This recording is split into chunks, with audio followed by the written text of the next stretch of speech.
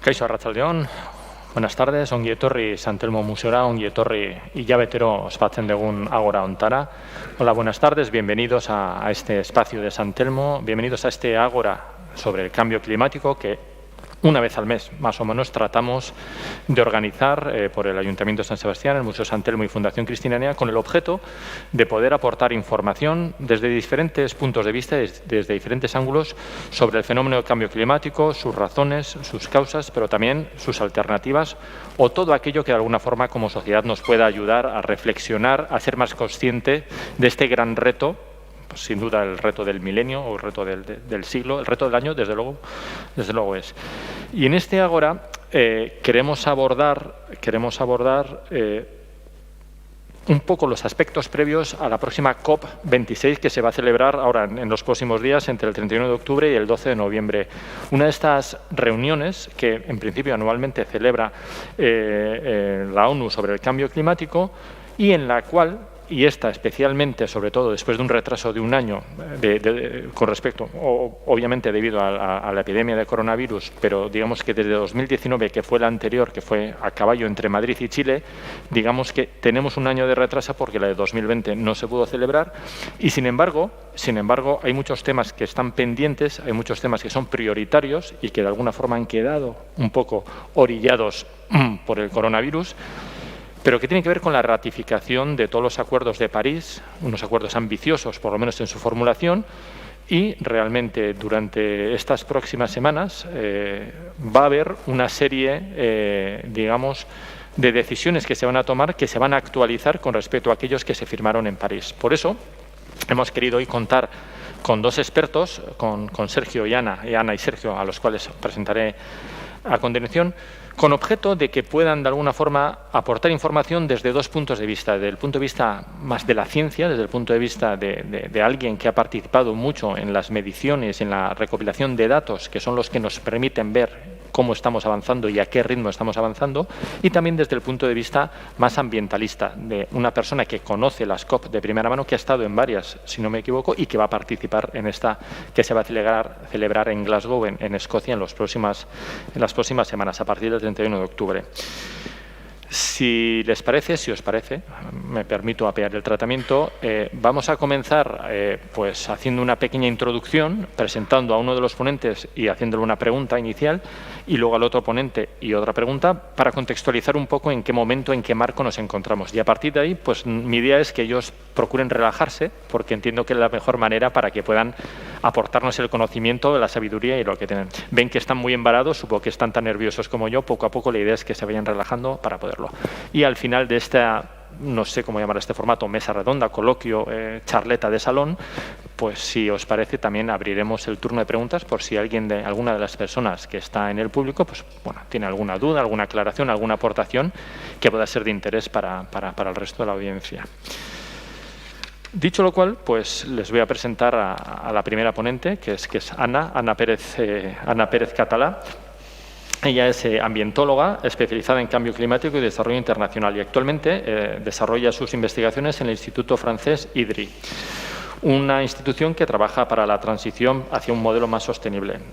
Aparte de un amplio currículum, pues bueno, ha sido codirectora de Climate Tracker, que es una red internacional de periodistas que se dedica a mejorar la comunicación de la crisis climática. Muy importante, la comunicación es algo en lo que realmente llevamos incidiendo en estos ágoras desde el principio, comunicar el cambio climático, y sobre todo es una apasionada de la política climática, si no me equivoco. Ha asistido a más de una decena de sesiones de negociación de la Convención Marco de las Naciones Unidas sobre el cambio climático y, por lo tanto, nos puede aportar información de primera mano desde el interior de qué es lo que ocurre en estas conferencias, en estas COP. Y precisamente esta va a ser mi primera pregunta, o me gustaría iniciar por ahí, porque oímos términos, en el mejor de los casos, en los telediarios, en los informativos, en los acuerdos de París, la cumbre de Kioto, el COP25, el COP26, y muchas veces nos perdemos, los profanos, en una terminología, digamos, social, que se nos queda un poco alejados. Sí que me gustaría, sí que te agradeceríamos que nos pudieras hacer una pequeña introducción, una breve introducción sobre qué son las COP, cómo surgen las COP, si sirven para algo las COP, quizás esta es la pregunta envenenada, y, sobre todo, qué podemos esperar, digamos, de los avances de la última COP, de la de 2019, hacia lo que nos espera dentro de unas semanas. Ana. Vale, pues muchas gracias y hola a todos y todas. Sí, para hablar de las COP tenemos que entender que esto es un proceso de negociación de Naciones Unidas. O sea, Naciones Unidas tiene varios marcos o varias instituciones que se dedican a temas ambientales, y estas siglas horribles que nunca se acuerda nadie, que son la CNUC en español o la UNFCCC en inglés, ¿no? Es la Convención Marco que se dedica al cambio climático. Esto nació en la Cumbre de Río en el año 92, es decir, hace ya unos cuantos años, y nació porque el mundo veía cómo se erigían una serie de problemas ambientales, y en esa cumbre en el año 92 decidió establecer una serie de cuerpos de Naciones Unidas que se dedican a temas ambientales. El de cambio climático es uno, pero también hay la de biodiversidad o la desertificación, etc. Entonces, cuando todos los países que han signado este tratado se reúnen, se llama la Conferencia de todas las partes, y pues es una COP, es la COP, Conferencia of the Parties, ¿no? De las partes. Y como su nombre indica, llevamos 26 conferencias y por lo tanto estamos en la COP26. Por lo tanto, no deja de ser un momento de negociación. No os esperéis que es una conferencia donde vamos a hablar de, yo qué sé, de que una empresa vaya a explicar sus soluciones o cosas así. Estas cosas pasan como a las afueras de la COP, pero la cumbre en sí es una negociación, como os podríais imaginar que fuera pues el Consejo de Seguridad de la ONU o algo así, ¿no? Lo primero que hizo Naciones Unidas por el Cambio Climático fue el famoso Acuerdo de Kioto, que creo que todo el mundo en los libros más o menos nos han machacado bastante con esto, y esto se firmó se cerró en el año 97, y os quiero explicar un poco la diferencia para que lo veáis con el Acuerdo de París. O sea que no os voy a aburrir mucho con el Acuerdo de Kioto, pero para que veáis la diferencia. Lo que decía el Acuerdo de Kioto es que me cuesta un poco más respirar con las mascarillas. Lo que decía el Acuerdo de Kioto es que los países desarrollados, aquellos más ricos, es decir, estaba incluida la Unión Europea, pero también pues, Japón, Estados Unidos, Canadá, Australia, tenían que reducir sus emisiones. Entonces, fue como una decisión un poco de arriba hacia abajo, ¿no? Os decimos que tenéis que reducir emisiones, os las repartimos y vamos a hacer los deberes, ¿no? Y hasta 2012 tenían que reducir una serie de emisiones y había unos objetivos. Estos países, claro, solo eran los países desarrollados, pero el mundo, desde que se cerró este acuerdo en el año 97 hasta que se terminó de implementar, imaginaros, entre el año 97 y el 2012, el mundo cambió muchísimo. Hay toda la subida de la economía china en los años 2000, ¿no? Como toda la globalización, como se hizo súper exponencial en esa época. Por lo tanto, dejó de tener tanto sentido como estaba planteado el Acuerdo de Kioto si lo miramos en emisiones globales. Y así pasamos al Acuerdo de París y estamos como llegando más al presente. El Acuerdo de París lo que dice es todos los países del mundo, da igual si contaminéis más o menos o qué ha pasado históricamente, tenemos que contribuir a esta reducción de emisiones. Y es más, como tú como país propones qué es lo que quieres reducir. Ya no viene dado tanto por la negociación que ha habido en Naciones Unidas.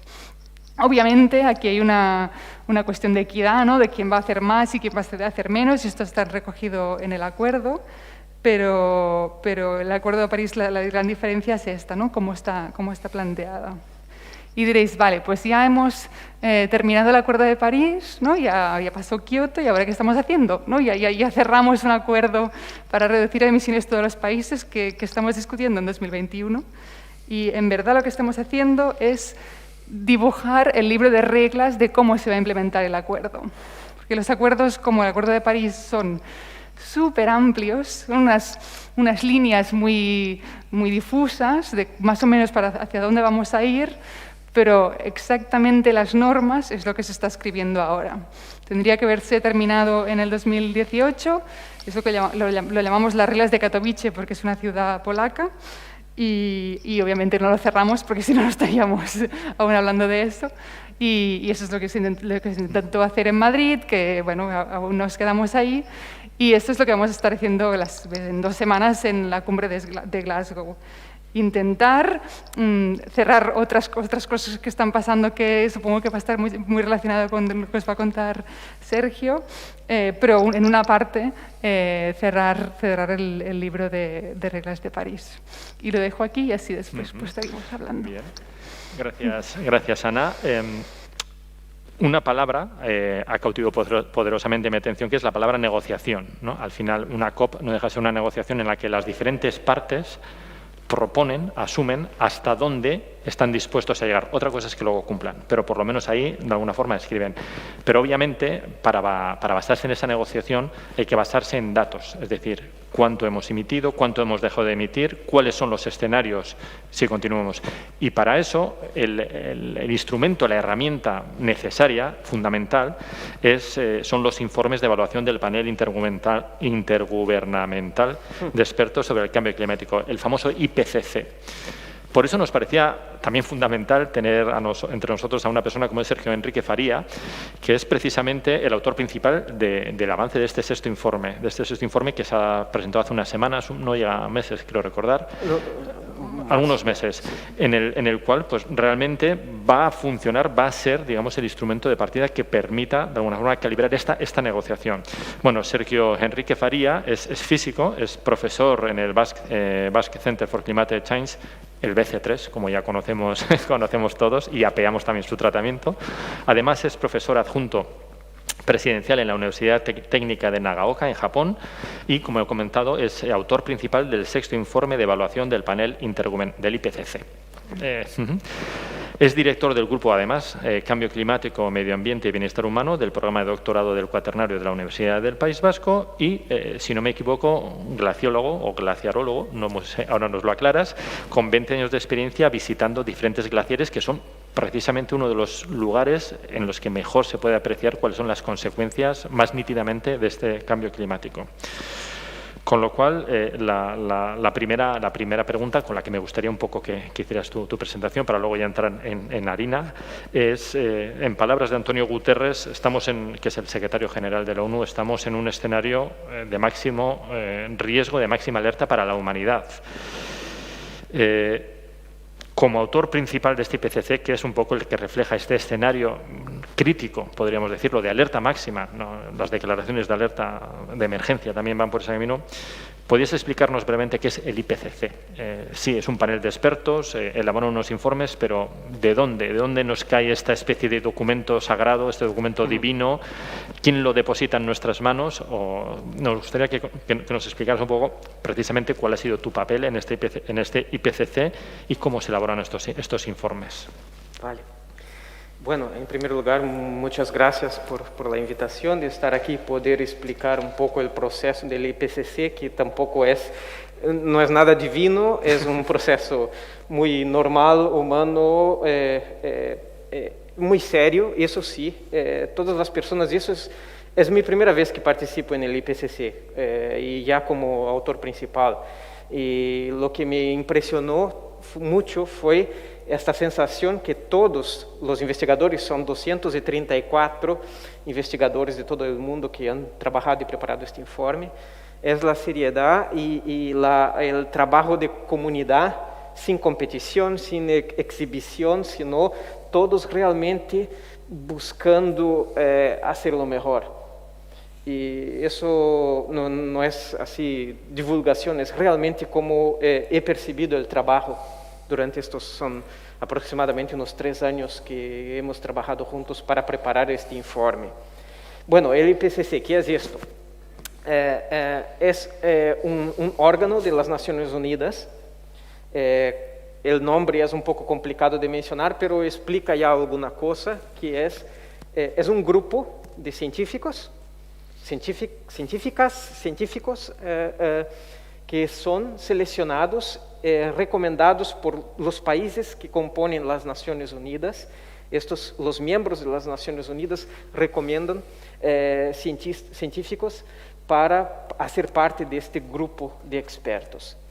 Hay una selección, hay varios criterios que el propio IPCC hace, desde una diversidad de especialidades, una diversidad de culturas, una diversidad de nacionalidades, diversidad de género, diversidad de religión, toda la diversidad que podemos tener para representar mejor las expectativas de la comunidad en general. Y claro, obviamente se espera también que todos sean científicas y científicos de excelencia y reconocidos en la comunidad. El punto es que el cambio climático es un tema tan genérico, tan grande, que estos 234 son solo para un tercio del informe completo. El informe se divide en verdad en son tres informes que se hacen, que son los llamados Grupo 1, Grupo 2 y Grupo 3.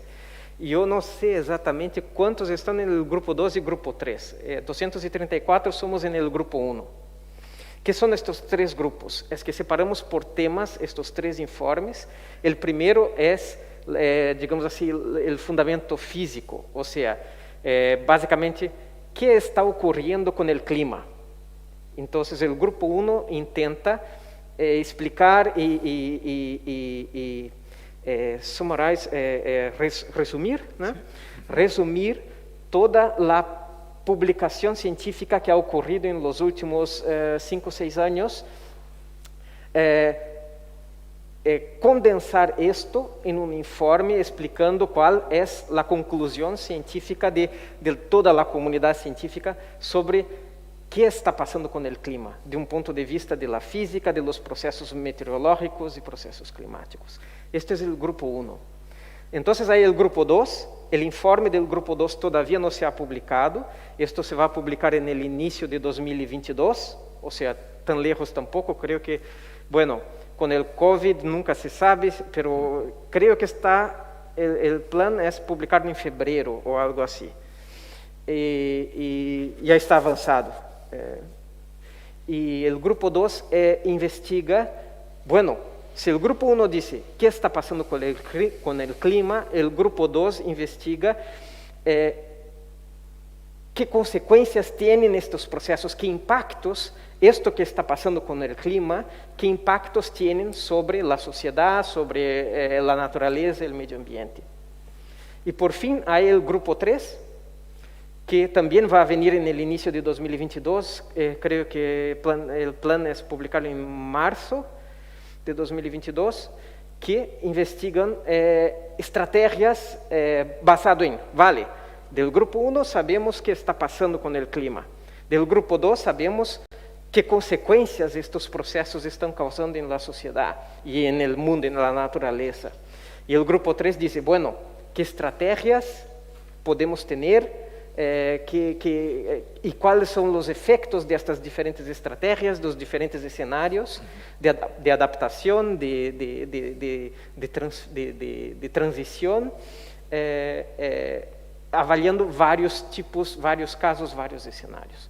Entonces, estos son los tres grupos. Obviamente, en el grupo 1 se concentran más las científicas y científicos del área más de ciencias naturales, física, meteorología, geología, oceanografía.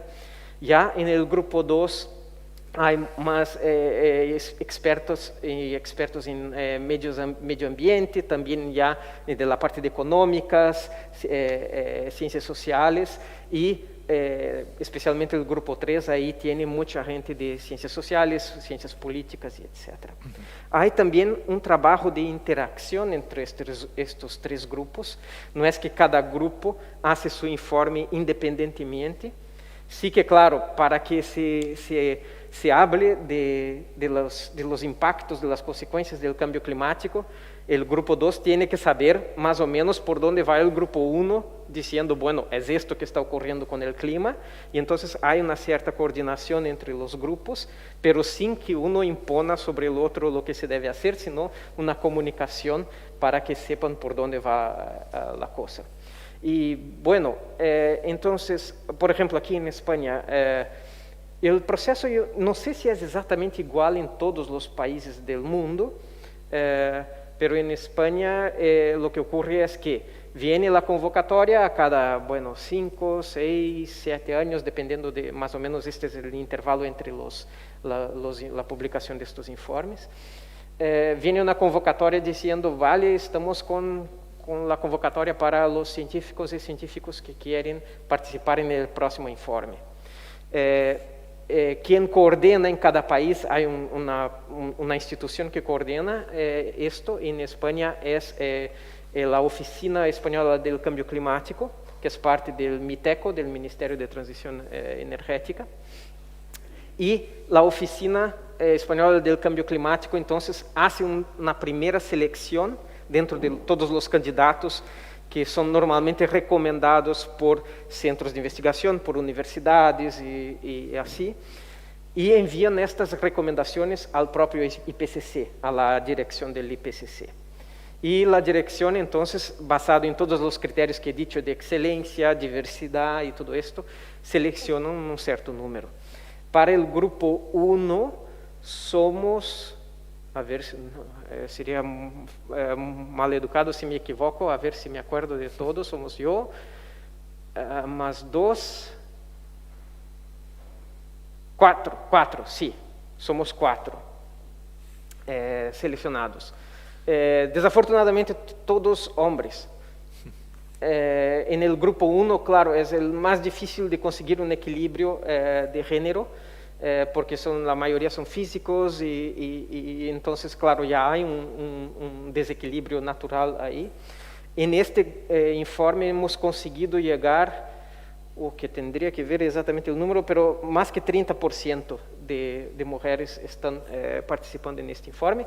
Y la chair, la coordinadora general, en la parte de coordinación, ahí hay una representación muy grande. La coordinadora general es mujer, una gran parte de los coordinadores, los vice chairs, son también mujeres, así que estamos progresando, pero con este balance, con este equilibrio de género.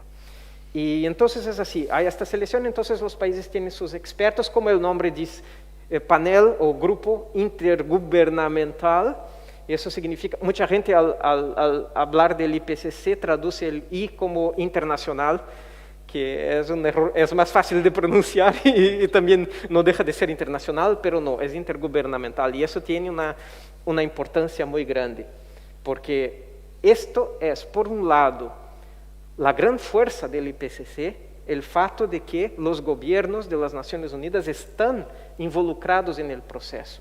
Seleccionan los expertos, participan en el proceso de revisión de los informes y todo esto.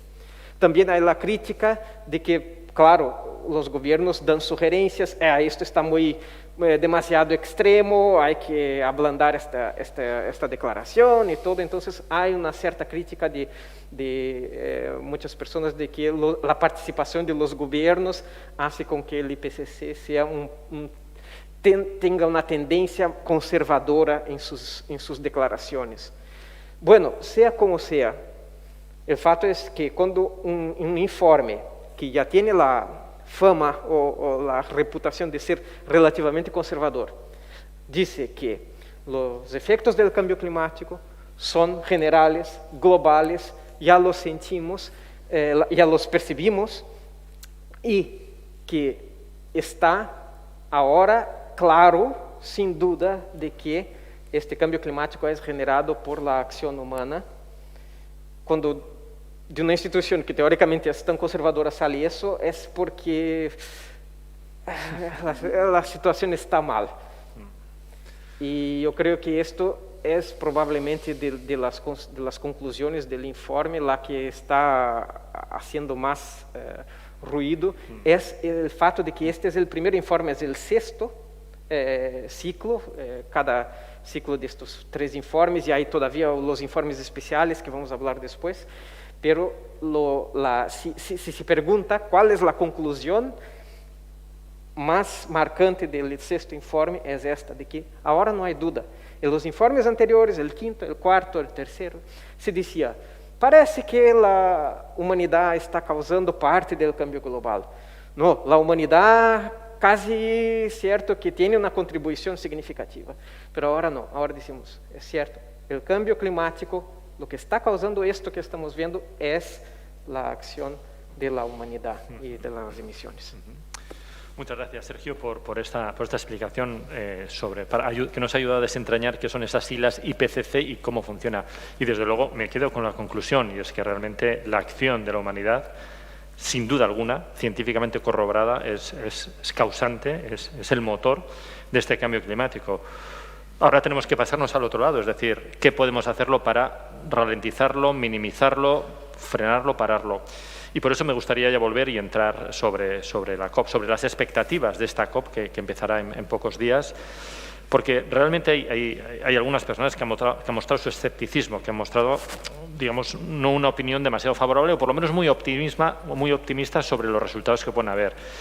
Es cierto que hay muchas partes, muchos países que se presentan, que van a negociar, sobre todo después de 2 años sin negociación climática, que van a entrar, digamos, en esta negociación pura y dura, como antes ya nos ha adelantado Ana.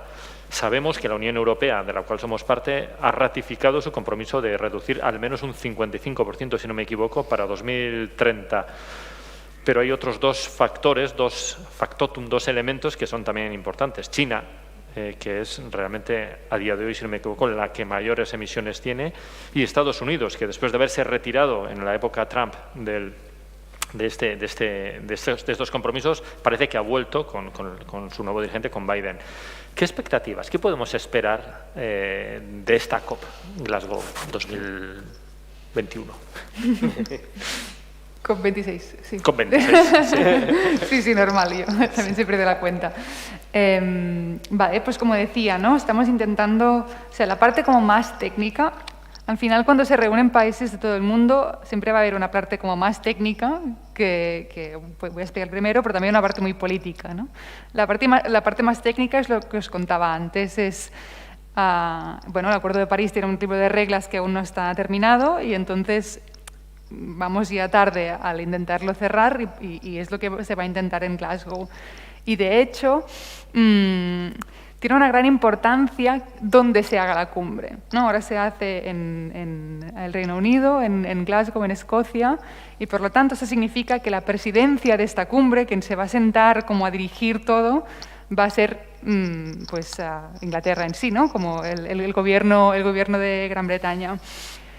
Y eso quiere decir que ahora ya están pensando, de hecho desde hace 2 años con el retraso del COVID y todo, ya están pensando pues cómo lo van a estructurar, a qué van a poner prioridad, cómo van a hacer según qué preguntas, ¿no? Es un proceso diplomático como muy amplio y os lo explico porque sé que la presidencia inglesa está poniendo como mucho énfasis en venga ya, tenemos que cerrar esto del libro de reglas, por favor, que se pongan ya los países de acuerdo y así como esta etapa ya la cerramos, ¿no? Que se tenía que haber, como he dicho antes, cerrado ya en el 2018. Dentro de este libro de reglas hay un tema como muy contencioso, como muy peligroso, que seguro que vais a oír hablar porque ya la prensa ya lo está poniendo por ahí, que es lo que llaman el artículo 6, que es un nombre así como muy mágico, como muy... que en verdad significa crear un mecanismo de mercado. Es decir, que yo pueda ir comprando y vendiendo emisiones por el mundo. Si a mí me sobran, se las vendo a, yo que sé, a Alemania, y si Alemania no sé qué, ¿no? Como que tú puedas comprar y vender estas unidades ahora mismo imaginarias, ¿no? de carbono. Y esto, como podéis imaginar, puede llevar muchísimos problemas si no se cuenta bien, ¿no? Podemos estar jugando a hacer números y que al final no estemos reduciendo nada y por eso, bueno, pues lleva muchos problemas intentar poner de acuerdo a 197 países a que realmente salgan unas reglas de implementación de esto que sean un poco serias, ¿no? Y esto es uno de los grandes temas que, bueno, que yo me jugaría hasta dinero a que no lo vamos a cerrar hasta el último minuto del último segundo del sábado ya por la noche o algo así, ¿no? Así que esto va a ser importante. Pero esto es como un tema como más técnico y al final os decía que hay como grandes temas políticos que siempre están ahí, ¿no? Para mí es muy importante ver el contexto donde estamos. Estamos en una crisis del coronavirus que ha derivado en una crisis económico-financiera y además en una desigualdad global muy fuerte que se ha acentuado por culpa de esto. Y eso quiere decir que si nos encontramos dentro de un marco de Naciones Unidas, Va a haber un resentimiento por parte de los países del sur de decir cómo es que nos tenemos más vacunas, cómo es que nos habéis ayudado más, cuando el tema sería, no, estamos en todo esto juntos, vamos a salir juntos del cambio climático y vamos a salir juntos de la pandemia, ¿no? Y estas cosas como más macro también van a jugar un rol en la cumbre. Por lo tanto, aquí hay un tema, bueno, como dos temas muy importantes, ¿no? El primero es lo que le llamamos la ambición, es decir, ¿quién está realmente haciendo más o menos para luchar contra el cambio climático? Seguro que Sergio Enrique luego nos lo cuenta, ¿no? Pero los números ahora mismo nos están dando. Si sumamos todo lo que han prometido los países, no estamos llegando a lo que nos pide la ciencia. Entonces, siempre va a haber más presión por parte, pues, por ejemplo, de las ONGs o de los países como más progresistas, de decir, tenéis que hacer más, tenéis que aumentar vuestra ambición, aunque Europa ya la haya aumentado, como comentabas, porque realmente pues, no estamos llegando a esto que nos pide la ciencia, ¿no? Y esto va como par a par con el problema de la financiación, ¿no? ¿Dónde está el dinero? Siempre es el problema en cualquier negociación, seguramente. Porque los países del norte se han comprometido desde hace muchos años, desde el 2009 de hecho, a dar dinero a estos países más empobrecidos para que ellos puedan luchar contra el cambio climático, adaptarse, etc.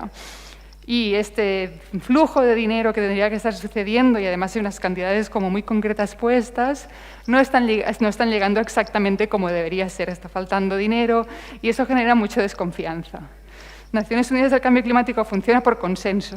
Por lo tanto, si no todo el mundo está contento, no vamos a cerrar la cumbre. Y todas estas cosas, entonces, se quedan ahí en el aire hasta que no se cierran todas, ¿no? A veces, hasta que no se cierra todo a la vez, no puedes terminar la cumbre, ¿no? Y, por lo tanto, para mí es muy importante como estos tres elementos. ¿Qué pasa con la financiación? ¿Qué pasa con la ambición? ¿Y qué pasa con el libro en sí de reglas, ¿no?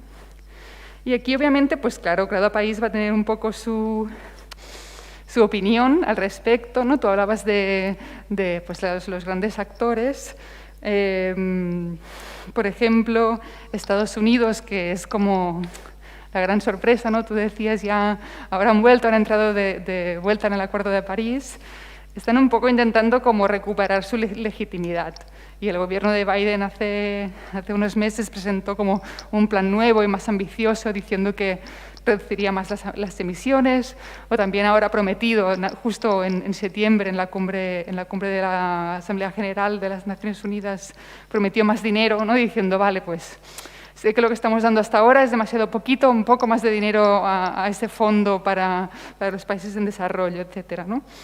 Entonces, Estados Unidos está poniendo como mucho énfasis en decir, no os preocupéis, estamos aquí, hemos vuelto, no nos vamos a volver a ir, ¿no? Y se le critica muchísimo porque no es la primera vez que Estados Unidos vive estos ciclos de gobiernos conservadores en que salen y entran de las grandes negociaciones y de los grandes acuerdos, ¿no? Europa intenta siempre jugar este rol de yo soy muy amigo de todo el mundo, ¿no? Un poco, le gusta ponerse de lado pues, de las islas pequeñas del Pacífico, por ejemplo, que van a quedar inundadas con la subida del nivel del mar si seguimos así, o con los países más vulnerables, ¿no? Como siempre intenta ponerse un poco de acuerdo con todo esto, pero justo esta mañana hablaba con compañeros que también van a las negociaciones y decían, bueno, sí, pero aún le queda poner más dinero encima de la mesa. Y yo, vale, quizá tienes razón, ¿no? Como Europa siempre intenta ir como de la que tiene más ambición y seguramente lo consiga, aunque siempre se le puede, obviamente, pedir más, ¿no? Tanto en sentido de ambición, de dinero o como lo quieras ver. Y finalmente también me preguntabas por China, y la verdad es que es un país es difícil de interpretar, ¿no? Porque tenéis que pensar que dentro del marco de las Naciones Unidas del Cambio Climático, China se considera un país en desarrollo, porque todo ese marco se hizo en los años 90, cuando China no había crecido y no era la potencia mundial que es ahora. Entonces, China es una gran receptora de financiación climática, por ejemplo, no está obligada de la misma forma ni a dar dinero, ni a ser tan ambiciosa, etcétera, porque se sigue considerando un país pobre, entre comillas. Y esto no va a cambiar, va a ser así, y en cierta manera históricamente tiene sentido, ¿no? Pero entonces siempre se encuentra entre ser ese líder de los países más pobres, hay un grupo de negociación que lidera la China, que justamente hace eso. Y a la vez es muy importante lo que diga y es como un poco críptica, ¿no? Ahora mismo es complicado saber cuál va a ser su posición en algunos de los temas como más importantes. Pero lo que está claro es que va a seguir empujando por temas de financiación y adaptación como cualquier país más en desarrollo, ¿no? Por lo tanto, las expectativas de la COP para mí serían un poco estas, ¿no? Ver qué pasa con la ambición de estos países y cómo se van posicionando. Pero bueno, es que ahora no se me ocurre cómo seguir la explicación, pero seguro que salen preguntas que van relacionadas al respecto. Sí, seguro que sí, realmente. Además entiendo que de las 197 partes, todas llevarán su lección bien preparada, con sus máximos y sus mínimos, y hasta dónde están dispuestos a llevar y a no llegar. Y no creo que las desvelen antes de la negociación, precisamente porque sería ir, digamos, ya mostrándote tal como eres. En cualquier caso, has comentado, Ana, que los números no están dando, cuando hablabas de los números en reducción de emisiones, ¿no? Y yo lo tomo donde lo dejas, para hacerle una pregunta a Sergio. Es cierto que todos los informes técnicos están indicando que tendríamos que reducir muchísimo más las emisiones si queremos alcanzar ese objetivo de reducir, de no quedarnos por debajo de un 2, un 1,5% de incremento de la temperatura, pero lo cierto es que si aplicáramos los compromisos que se han adquirido, no llegaríamos y la temperatura aumentaría un 16%, alrededor de un 15-16%, tal y como están ratificados hoy en día. Y entre medias apareció una pandemia. Entonces, muchos nos preguntamos si la irrupción inesperada de esta pandemia ha ayudado o ha entorpecido a la hora de reducir las emisiones, que es un poco el objetivo. Es más, ahora que estamos ya saliendo de este escenario, digamos que ya se habla de la recuperación, de volver a los niveles, ¿vamos a hacer tabla rasa y realmente vamos a retomarlo donde estaba o hemos aprendido algo de la pandemia? Es decir, desde el punto de vista de un observador de datos técnicos, estos 2 años, este impasse coronavírico, ¿ha ayudado o ha entorpecido? Y sobre todo, ¿cómo se presenta desde el punto de vista de vuestros pronósticos el nuevo escenario de recuperación? Vale, bueno, la observación que este proceso del coronavirus, o de un punto de vista científico muy frío, pero este experimento mundial que estamos haciendo con la pandemia, todavía no ha terminado. Hemos publicado el informe del Grupo 1 durante el proceso de confinamiento y todo. Estábamos acompañando cómo progresaban los cambios de emisiones y cuando los resultados que teníamos eran resultados parciales. Y mismo si hoy en día, si miramos las publicaciones más recientes, todavía no hay una conclusión definitiva sobre cuál será al final el impacto completo de esta pandemia. Lo que creo que se puede decir es que positivo no ha sido. Algunos decían que existía una esperanza que ahora que reducimos y percibimos que podemos reducir las emisiones con esta reducción de viajes y todo, ahí hay el ejemplo de que sí podemos hacerlo.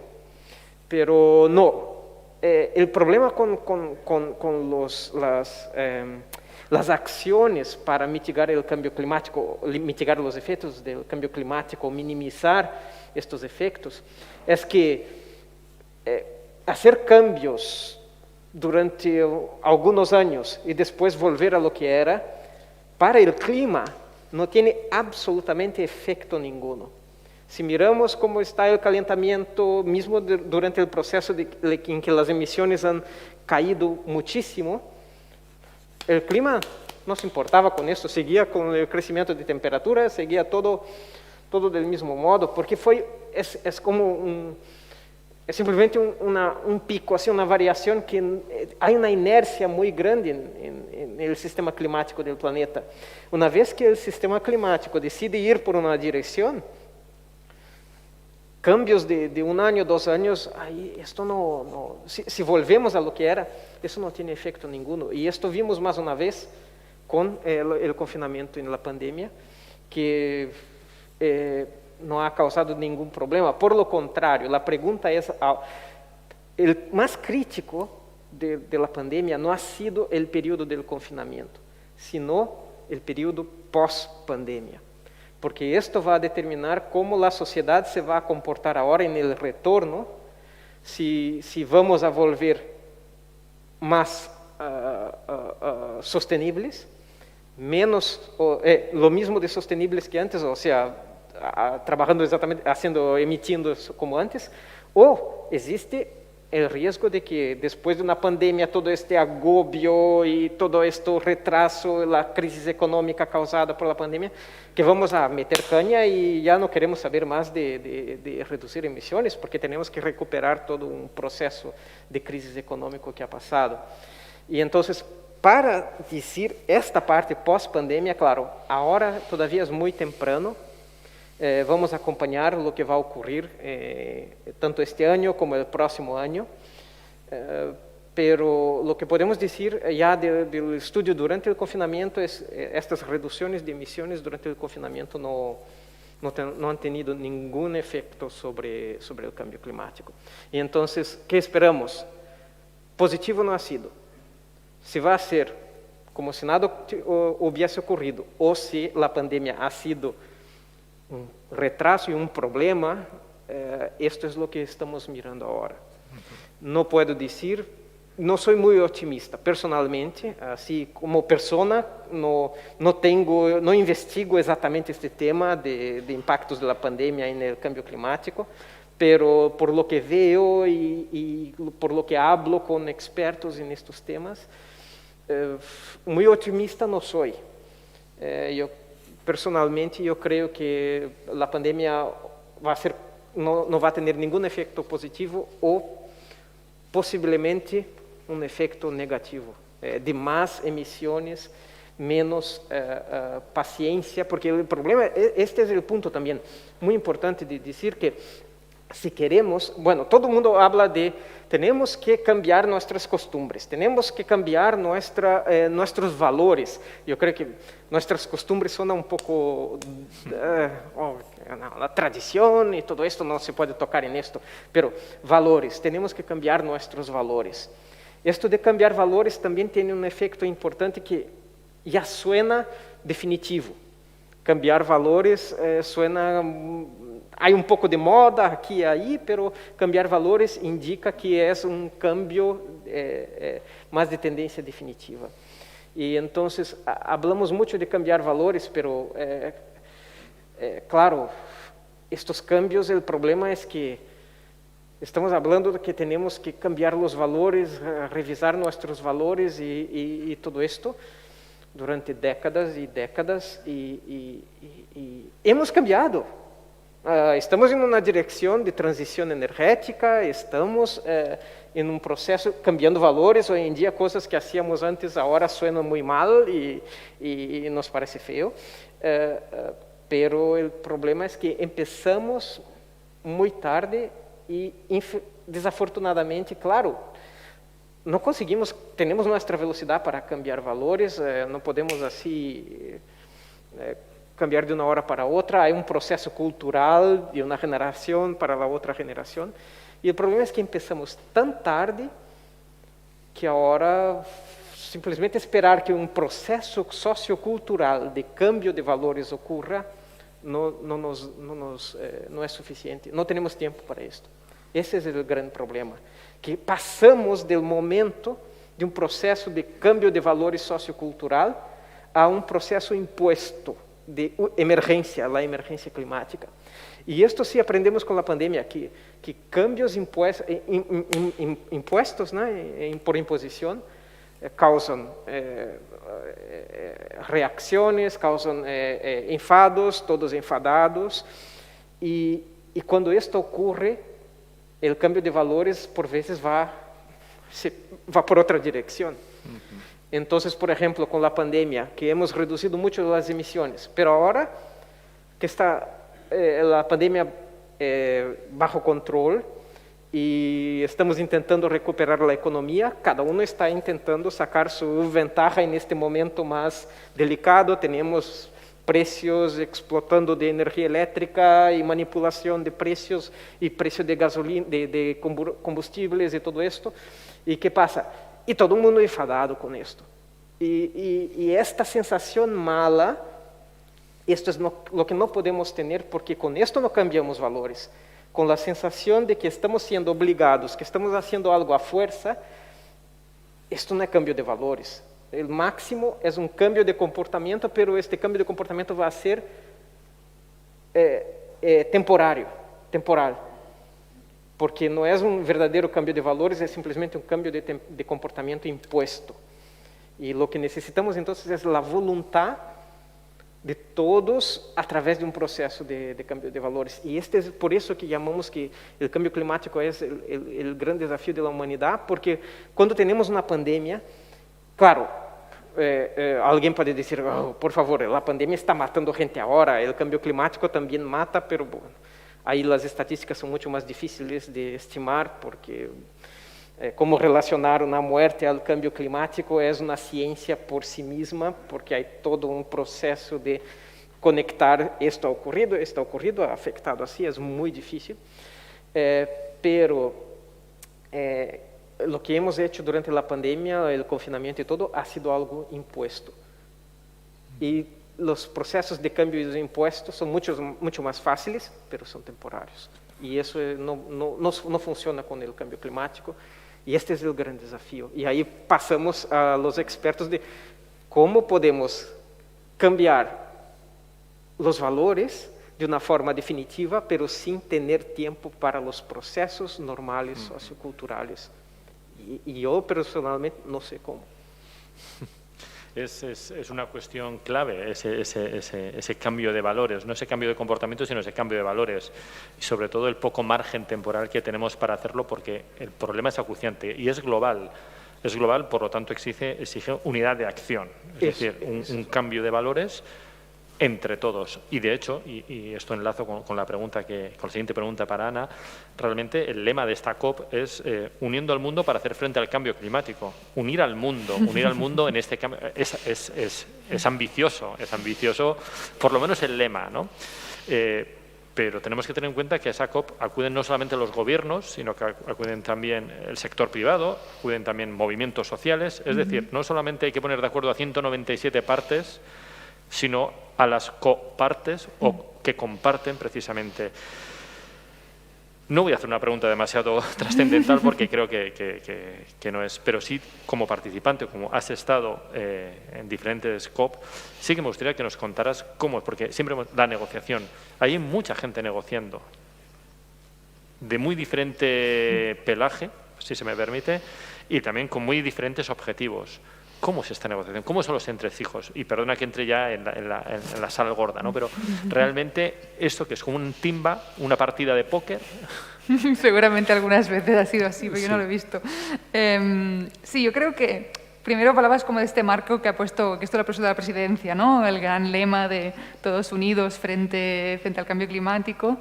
Y para mí me vuelvo a lo que decía antes, ¿no? Como no sé si está el mundo ahora mismo en una situación en que todos nos sintamos súper unidos, ¿no? De hecho, el cambio climático para mí es un poco la bandera del multilateralismo global, ¿no? Estamos en un momento en que funciona más el bilateralismo que el multilateralismo, es decir, nos entendemos entre países uno a uno, pero no hay un gran acuerdo, no estamos ahora ayudándonos, por ejemplo, a salir mutuamente de la pandemia del coronavirus, ¿no? Y por lo tanto, estas causas más ambientales y en concreto el cambio climático para mí también ayudan a pensar, bueno, pues que es posible llegar a un acuerdo con muchas partes, ¿no? Que el mundo tenga una visión común hacia algo, ¿no? Pero bueno, esto obviamente también es lo que intenta decir el lema de la presidencia de Inglaterra, que bueno, de Gran Bretaña, pero bueno, ya no creo que estemos en ese exacto momento, ¿no? Pero bueno, en general me preguntabas cómo es una negociación, ¿no? Y la verdad es que es interesante y es interesante conocer como las diferentes partes de una negociación. Tú decías bien, primero de todo hay los países y ellos son los que únicamente negocian. O sea, si ahora mismo esto fuera una negociación, podríamos estar aquí todos hablando y seríamos países y habría gente calladita en un rincón que serían los observadores. Y los observadores no pueden hablar en una negociación, no se les da la palabra, no están ahí para observar, ¿no? Entonces, estos observadores pueden ser quien queráis, pueden ser ONGs, pueden ser cualquier persona del sector privado, pueden ser sindicatos, pueden ser grupos de mujeres, ¿no? Hay como hasta jóvenes, ¿no? Como hay diferentes, le llaman constituencies, que no sé cómo se llamaría en español ahora mismo, como diferentes grupos o agrupaciones que ellos mismos se organizan también a nivel internacional para asistir a las cumbres y para seguir lo que pasa. Y a ellos solo se les da la palabra en grandes momentos como de más relevancia política, como vamos a hacer una obertura de la COP, ¿no? En el momento inicial, como para empezar a trabajar. En ese momento sí que pueden decir, pues esto es lo que nosotros esperamos, esto es lo que nosotros queremos, pero cuando ya se está negociando, simplemente son observadores. Por lo tanto, tenemos como tres categorías, ¿no? Los países, los observadores y nos falta la prensa, que es como todos y todos conocemos las COPs, porque lo leemos muchas veces en la prensa, y estos aún pueden entrar en menos sitios, ¿no? Como muchas veces simplemente pueden asistir a las ruedas de prensa que alguien decide dar. Puede ser un país que da una rueda de prensa, puede ser una ONG o puede ser una empresa, ¿no? Pero aquí la información cada vez como se va perdiendo más, ¿no? Y lo interesante de todo esto es que no solo existe un sistema de negociación. Como decía, siempre empezamos por un plenario. Y el plenario siempre es súper bonito, siempre sale en la televisión, porque además seguro que hacen algún espectáculo para abrirlo, y es donde todo el mundo puede hablar y que dicen como cosas de expectativas y así.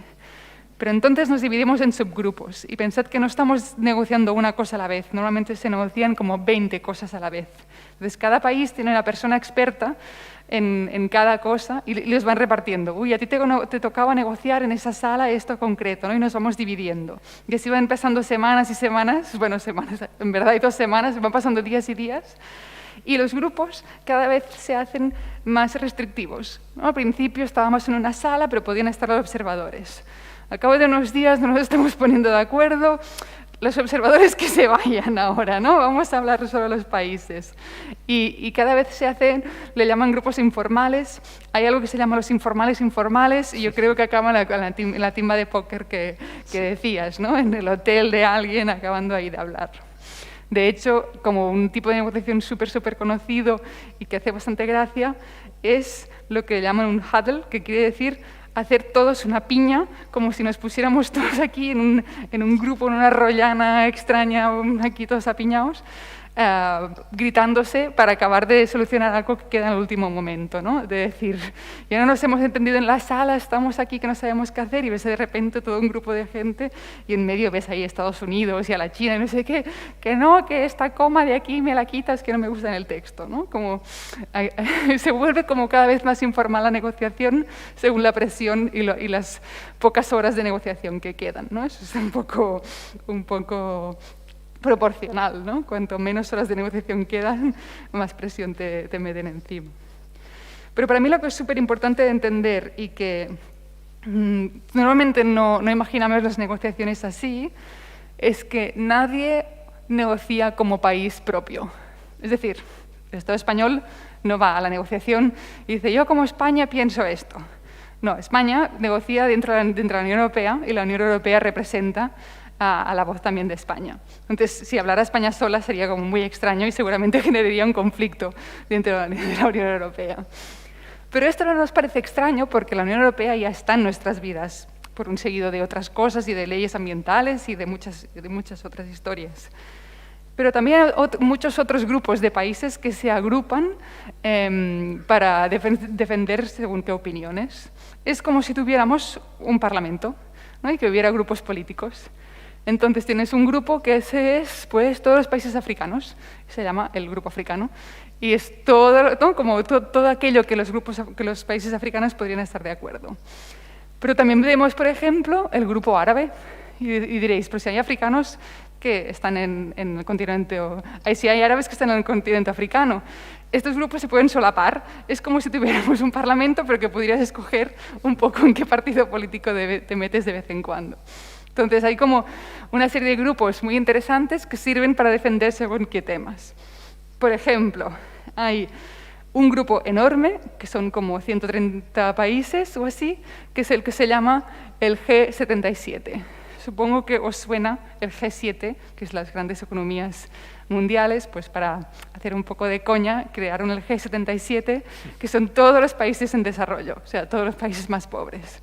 Pues cuando hablan ellos, no tienen el poder económico, pero tienen la voz de que son más de la mitad del mundo, ¿no? Y así como vas creando grupitos, y son ellos los que intervienen. Pues yo hablo en nombre del grupo africano y he dicho que pues, esta parte del texto no me gusta, ¿no? Y así, hasta que se ponen de acuerdo todos los grupos, que al final están representando a los países, pero son los grupos los que están hablando, ¿no? Y así entendéis un poco pues, qué hacen los países y cómo funcionan ahí dentro, ¿no? Y después hablábamos, ¿qué más hablábamos? Hablábamos de lo que hacen el resto de actores ahí, ¿no? Porque pensáis, si no los observadores, ¿qué estamos haciendo ahí? ¿Simplemente observar y estar ahí tomando notas? Sí, obviamente, también se hace un seguimiento de lo que pasa en las negociaciones, si no, pues no está el día en la prensa, no lo sabríamos, no lo podríamos estudiar después, ¿no? También hay mucha literatura escrita sobre cómo funciona la negociación. Pero también lo que hacen es un lobby que queda como más detrás, ¿no? Pues tú estás observando la negociación y pensando, no, yo quería que esto fuera en esta dirección y hay estos países clave que ahora no están siguiendo la línea que yo quería, ¿no? Entonces hay grandes coaliciones de ONGs, por ejemplo, que se dedican a tener expertos que están hablando con los países. He visto que has dicho esto y no nos ha gustado, ¿no? Como tienen su propio peso moral, si queréis decir de alguna forma, o ayudan a crear coaliciones de países que entonces vayan en contra de algo, ¿no? Como hacen un rol un poco de un lobby del bien común, o como lo queráis ver, que ayuda a que las negociaciones avancen o no avancen en cierta dirección, ¿no? Y entonces, al final, sí que es una negociación solo de países y prefiero que lo entendáis así porque no es una feria de vamos todos ahí a hablar, pero el rol de la gente que está ahí, sobre todo si está organizada y sabe lo que está haciendo, es súper importante para decidir un poco dónde va a estar la negociación, ¿no? Y eso es todos los entresijos.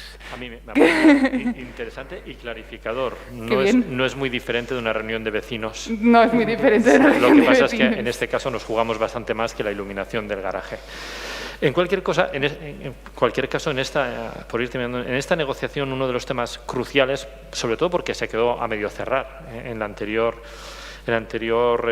cumbre, en la anterior COP, es la regularización del artículo 6 del Acuerdo de París, es decir, todo aquello que determina y regula el mercado de emisiones de CO2, que es algo fundamental, es cada país cuánto puede emitir y cómo puede comprar, recomprar, vender, transaccionar, pongamos ahí el verbo de gestión, con otros países. No sé, Sergio, si nos podrías ofrecer algo de información sobre realmente si este mercado de CO2 es una herramienta útil o vosotros creéis que va a tener un reflejo, o lo ves complicado para contestar. No, es que ahí yo creo que es más para Ana, sí, más para Ana. Ese Ana, tema. Sí.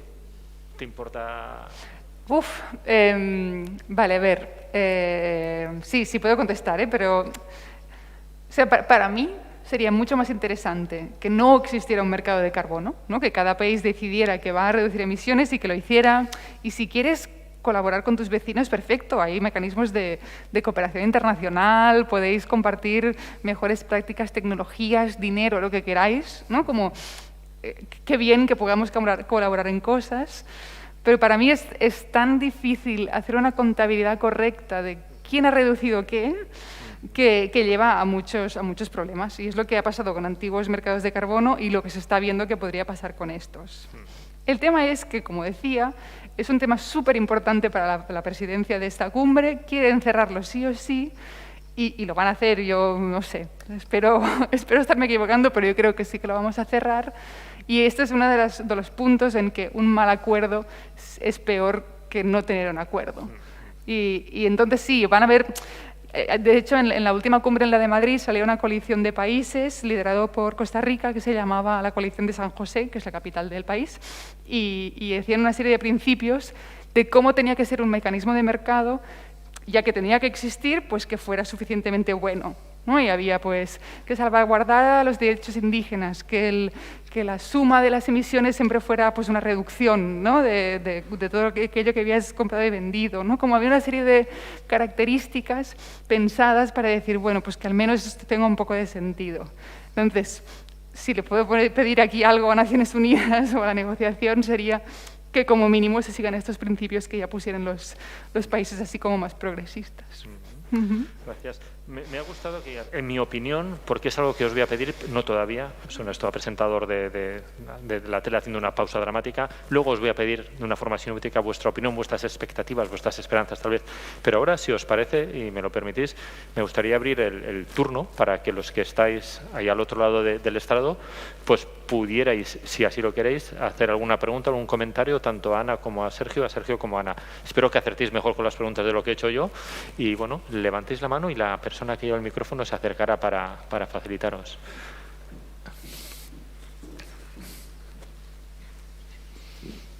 Hola, buenas tardes. Muchas gracias por las ponencias. No sé muy bien a quién de los dos lanzar la pregunta.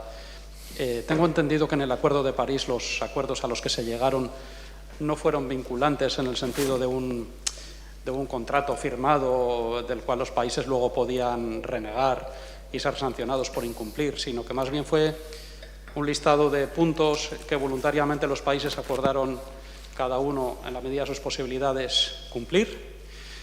Y claro, a mí esto pues me causó en su momento cierto temor, que se había cumplido cuando Trump llegó a la presidencia y decidió abandonar el acuerdo, aunque ahora ha vuelto Biden, pero no sabemos por cuánto tiempo seguirá así. Entonces, se ha mencionado también a China, que es un país, pues bueno, una idiosincrasia un tanto curiosa, pero creo que tiene a su favor el tener una estabilidad, un poder político permanente en el tiempo que le permite hacer estrategias a largo plazo, que es complicado que le suceda algo como lo que está sucediendo en Estados Unidos, ¿verdad? O que podría suceder aquí o que ha sucedido en Brasil también, con Bolsonaro. Entonces, ¿esto va a cambiar algo en el COP26? Es un tema que está en la agenda, el querer atar de alguna manera a los países a los compromisos que se adquieran. Sí, esto no va a cambiar, ¿no? Y así ya empezamos como con la respuesta. El Acuerdo de París se basa, ¿no? Su fundación es un poco esto, ¿no? Es la idea de que nadie está obligado desde un ente superior a decir tú vas a reducir tanto, tú vas a reducir tanto, tú vas a reducir tanto, sino que tú como país dices, vale, pues yo creo que voy a llegar hasta aquí. A mí no me parece mal, el problema es que, claro, después sí tendría que dar la suma, ¿no? Y aquí es donde tenemos el problema. Si el Acuerdo de París es vinculante o no es uno de estos debates eternos. De hecho, cuando tú firmas y ratificas el Acuerdo de París como un país, sí que es vinculante para ti. El problema es que el lenguaje que utilizaron es muy amplio para que Estados Unidos no tuviera que pasarlo por el Senado, de hecho, para que Obama lo pudiera firmar directamente. Entonces tiene un lenguaje que te invita a hacer cosas y no te obliga directamente, ¿no? La forma como está escrito. Por lo tanto, tienes razón, como no es vinculante en su esencia, pero yo creo que no hubiera sido posible crear el Acuerdo de París si no hubiera tenido este sentimiento de que todo el mundo aporte lo que podía. Bueno, podemos criticarlo, pero entonces no hubiera sido posible. Si esto está en la agenda, en cierta forma, ¿no? Como es lo que tú dices, los compromisos que tenemos ahora no son suficientemente fuertes y obviamente se está poniendo presión para que sean más ambiciosos, pero nunca, en este año no vamos a llegar a cerrar la brecha que tenemos ahora. Esto está clarísimo.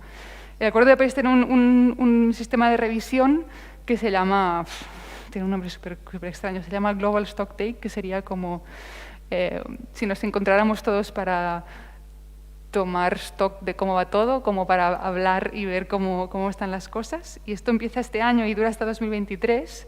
Y en principio de aquí los países tienen que presentar otra vez sus planes en 2025 y tienen que ser un incremento respecto a sus anteriores, ¿no? Como el Acuerdo de París en sí ya preveía que no sería suficiente. Claro, la ciencia nos dice que igualmente no tenemos mucho tiempo, o sea que esto tendría que ir un poco rapidito. Pero bueno, sí lanzo como que existe este mecanismo.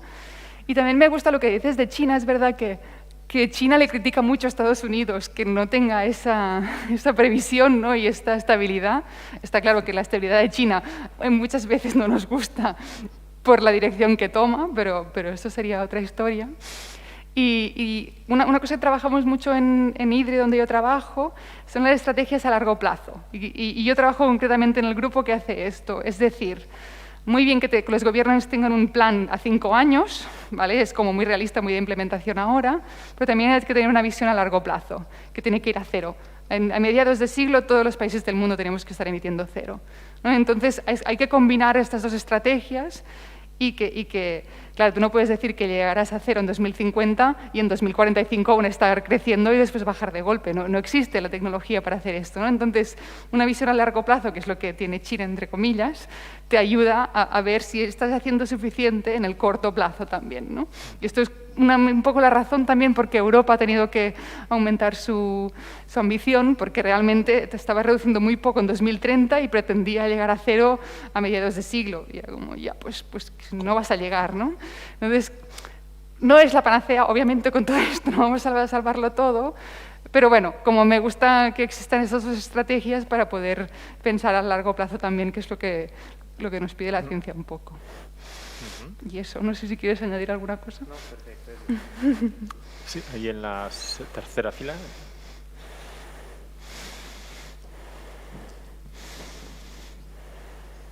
Hola, buenas tardes.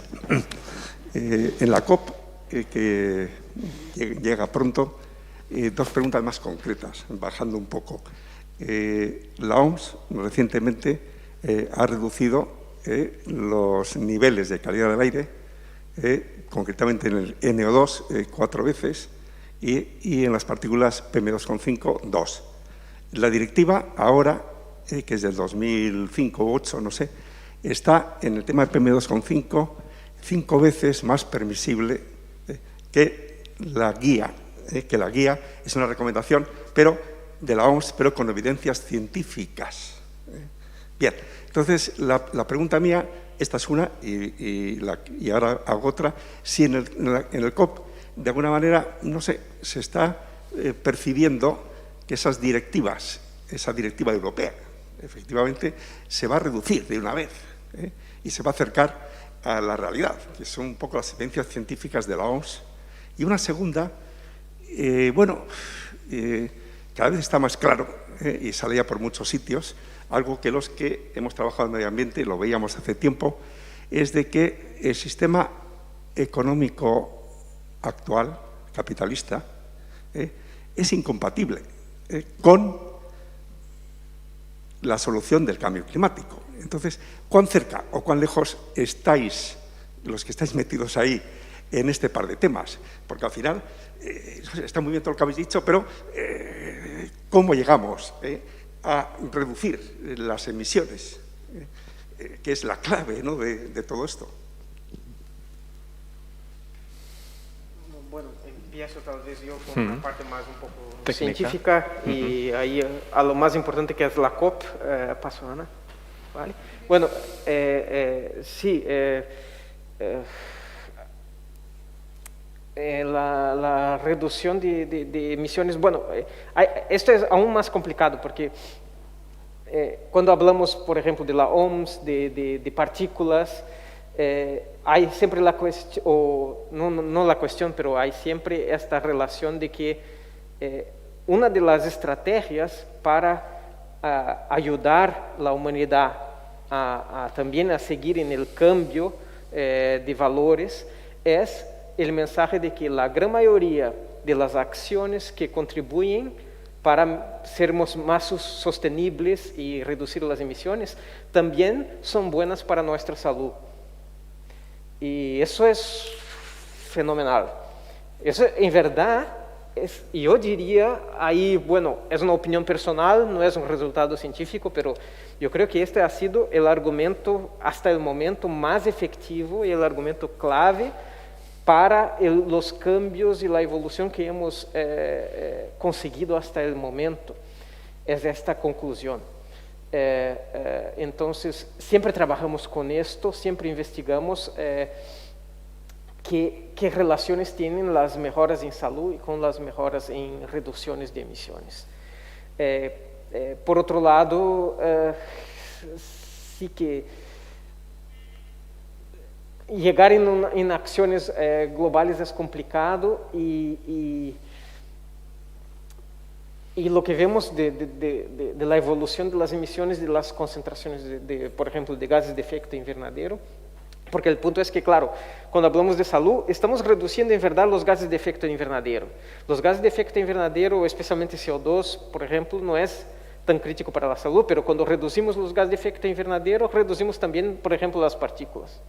Pero las partículas en verdad tienen un efecto muy complicado en el clima, porque son aerosoles y por veces, al invés de hacer un calentamiento, hacen un enfriamiento.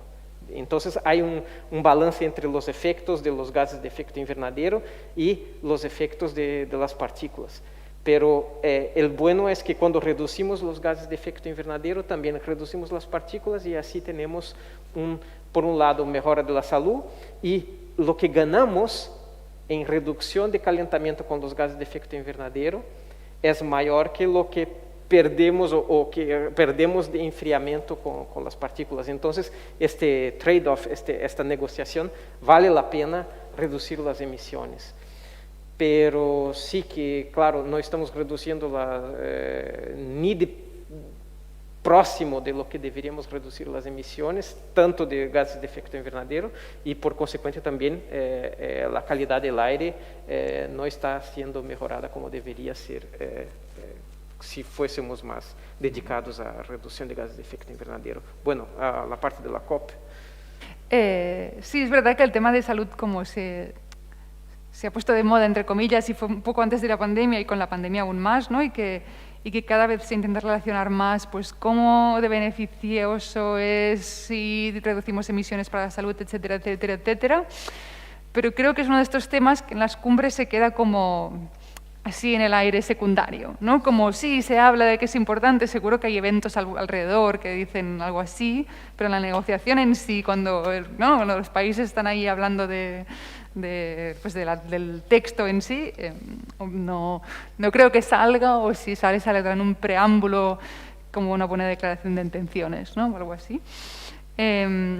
Y después preguntabas en general cómo veíamos esta relación del capitalismo con el cambio climático, y yo creo que es un poco lo que hablamos al principio, lo que decía Sergio antes, ¿no? Para mí, el cambio que necesitamos es tan grande que no me cabe dentro de este sistema casi de ninguno, y lo que tenemos que imaginar a cambiar es tan grande, tan de raíz, que solo se me ocurren dos formas de hacerlo, ¿no? Si tardamos muchísimo, nos vamos a ir de golpe y vamos a generar, bueno, ya las estamos generando, una serie de desigualdades y de problemas en el mundo que solo harán más, pues, mayor los problemas que ya tenemos. Estoy hablando pues de hambre en el mundo, bueno, es que no sé, como no me quiero poner aquí catastrófica, ¿no? Pero como el cambio climático a un nivel extremo es muy preocupante para la humanidad y no quiero que llegamos a este momento como lo podríamos llamar como de colapso. Por lo tanto, lo que tenemos que hacer, para mí, siempre se habla mucho como de la transición justa, ¿no? De cómo conseguimos que la sociedad cambie de valores de alguna forma y poco a poco poco a poco, suficientemente rápido, vayamos haciendo estos cambios, que son sociales, que son culturales, que son de tipo de trabajo que hacemos, de qué tipo de ocio tenemos, de qué es lo que nos gusta hacer en nuestro tiempo con nuestros amigos o con la familia o lo que sea, ¿no? Como es un cambio cultural tan grande que es súper difícil de imaginar, ¿no? Pero yo creo que si no hacemos esto, nos vamos a las consecuencias más terribles del cambio climático, y por lo tanto, pues, a apostar por lo otro, ¿no? Sí puedo así en general intentar contestar la pregunta. Gracias. Ay, sí, perdón, quizá hay más. Hay dos preguntas más, pues una en la... Primero, gracias. Y mi pregunta era justo con lo que estás diciendo ahora. Mi pregunta es si es real o veis real o cercano por lo menos el disminuir el consumo de energía basado en el cambio de hábito, ¿no? Y bueno, la pregunta es, ¿cuáles pensáis que son los retos de pues, esta transición energética o intentar disminuir nosotros como personas o ciudadanos pues, la energía y ayudar a transitar hacia este cambio de modelo energético? Es una muy buena pregunta. Sí, sí. Bueno, empiezo yo nuevamente. Sí. Sí, el problema es que no hay una solución para el modelo de energía, decir, no, ahora vamos todos por esto. Porque, en mi opinión, nuevamente, es mucho más una opinión de ciudadano, porque no es mi área de investigación, pero es una cuestión general en la vida. Todas las veces que vamos a por una única cosa, concentrarse en un objetivo, en una metodología, es ir por solo una cosa, al final sale mal. Tenemos que tener diversidad. Entonces, en el caso de energía, por ejemplo, si vamos solo por solar, esto también tiene consecuencias. Si vamos solo por hidroeléctricas, esto también tiene impactos y todo. Hay que tener esta diversidad. ¿Cuál es la diversidad mejor? Claro que depende de los recursos de cada país, de su naturaleza, de lo que tiene para ofrecer.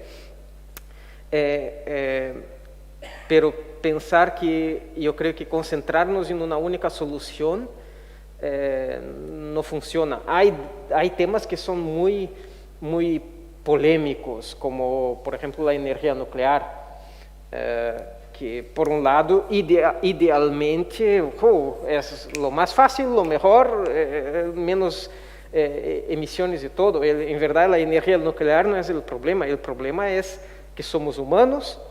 Y ahí, si metes la pata, la cosa se queda muy fea. Entonces, un error es catastrófico. Pero sí que tiene sus ventajas también de un punto de vista puramente ingenieril o científico. Pero pensando en el lado humano y qué hacemos con los desechos y todo esto, cuando pensamos en el lado humano, ahí, claro, tenemos el ingrediente humano, no es 100% ciencia esto del cambio climático. El cambio climático tiene un ingrediente fundamental que es, bueno, ¿quién está causando todo esto? Que somos nosotros. Y esto sí que se torna muy complicado. Entonces, personalmente, yo creo o confío mucho más en estrategias de diversificación de energía, donde minimizamos los posibles efectos de un error, de algo no pensado, de un efecto no pensado que una tecnología puede tener, que concentrarse con una única estrategia. Si es posible y viable en el tiempo que necesitamos, bueno, ahí ya tenemos que hablar con los expertos en infraestructuras y todo, pero por lo que vemos, me parece difícil que porque tenemos un margen para reducir emisiones, un margen de poquísimas décadas para reducir drásticamente y llegar en emisiones cero. En verdad, por 2050 ya deberíamos estar así. Y claro, toda la infraestructura, no importa por qué mix de energía que vamos, no tenemos la infraestructura para construir toda esta infraestructura, mucho menos la buena voluntad de los que serían responsables por hacerlo, y la dificultad de los gobiernos y de dónde viene todo este dinero, y entonces viene pandemia y quita todos los fondos que tenemos. Así que yo veo personalmente muy difícil a ver, Ana, ¿cómo tú lo ves? Estábamos poniendo como el enfoque en los retos. Estoy de acuerdo que uno es como diversificar, y para mí el otro es en general bajar el consumo, ¿no? Como siempre tendimos a pensar que seguirá creciendo el consumo y por lo tanto necesitaremos más energía y por lo tanto pues más fuentes de energía, y yo creo que al menos en el mundo desarrollado lo que tiene que pasar es que tenemos que bajar drásticamente nuestro consumo de energía, pero a unos niveles mucho más bajos de lo que tenemos hoy en día. Y si esto lo hacemos para que otros puedan crecer un poco más, me parece suficientemente justo, ¿no? Para que puedan tener ellos pues, acceso a unos niveles que ahora mismo nos parecerían de pobreza a nosotros, ¿no? Por lo tanto, para mí también hay un punto como de las desigualdades del mundo, como el cambio climático las hace más grandes y una transición mal hecha las podría hacer más grandes. y cómo tenemos que ir en dirección contraria, ¿no? Y por lo tanto, si lo miramos desde aquí y hoy, que por lo tanto estamos en el mundo desarrollado, para mí la diversificación, pero también la reducción de energía, bueno, del consumo en general, no solo de la energía. Sí, sí. Difícil con la población, del modo como vamos creciendo y todo esto, con más gente, como reducimos, porque... Consumos. Sí, una pregunta por ahí. Sí, bueno, buenas tardes, gracias por la intervención. Yo quería hacer una pequeña intervención breve, porque tengo una cierta discrepancia con el enfoque que estáis planteando en la solución.